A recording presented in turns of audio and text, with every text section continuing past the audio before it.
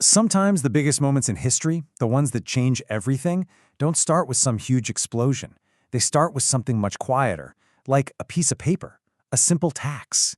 Today we're diving into one of those moments, the Townshend Acts, a set of laws that looked small on the surface but would end up helping to unravel an entire empire. It sounds a little crazy when you put it like that, doesn't it? How can a tax on something as simple as glass or paper really become the spark that lights the fuse of a full-blown revolution? Well, to get that, we've got to look at what was really on the line for everybody involved. All right, so our story really gets going with two things that have started a lot of trouble throughout history: money and control. We're talking about Britain's massive gamble, all the way back in 1767. To really get Britain's side of things, you have to picture them walking a tightrope. On one hand, they were buried in debt from the super expensive 7 Years' War, and they needed cash like yesterday. But on the other hand, they were starting to feel their grip on the American colonies slipping. So the Townshend Acts were their big idea to fix both problems at once, get the money flowing and show everyone who was boss. So what exactly did they tax? This wasn't some complicated financial policy that nobody would notice. Oh no. This hit people right where they lived. We're talking about taxes on everyday stuff like glass for your windows, paper for writing letters or for printing newspapers, and of course, tea. All of a sudden, the most basic items had this extra cost, this constant little reminder that an authority an ocean away was calling the shots. But here's the thing. A tax is just words on paper. If you really want to make it stick, you need someone to enforce it.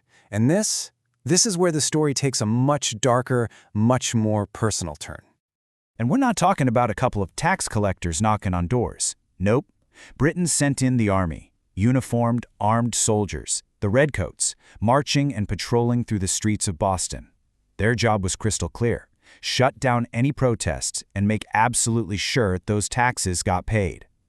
Just like that, a political fight became a military occupation.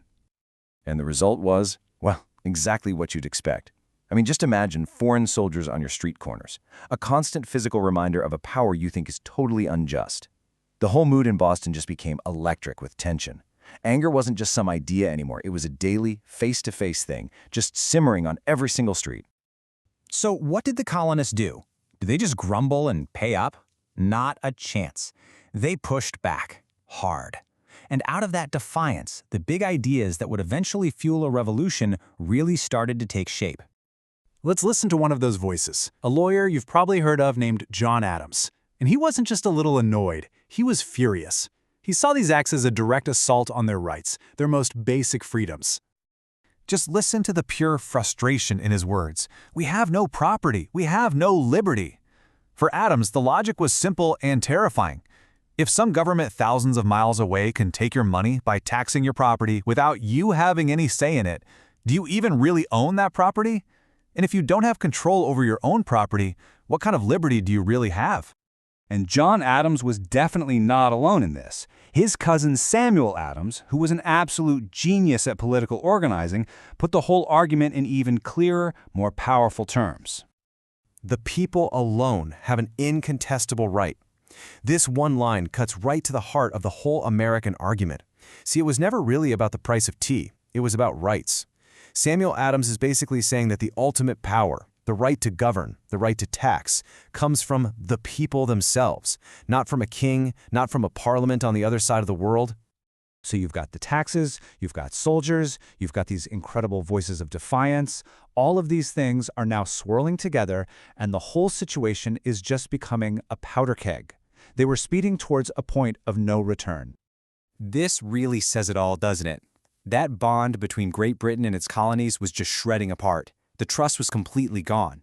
What might have started out as kind of a family argument was escalating into something bitter, something that felt like it could never be fixed. And if you need any more proof of just how bad things had gotten, let's turn to someone known for being calm and careful, a Virginian planter named George Washington. Even he, writing in private, away from all the noise in Boston, could see exactly where this was all headed. The crisis is arrived. Just 3 words.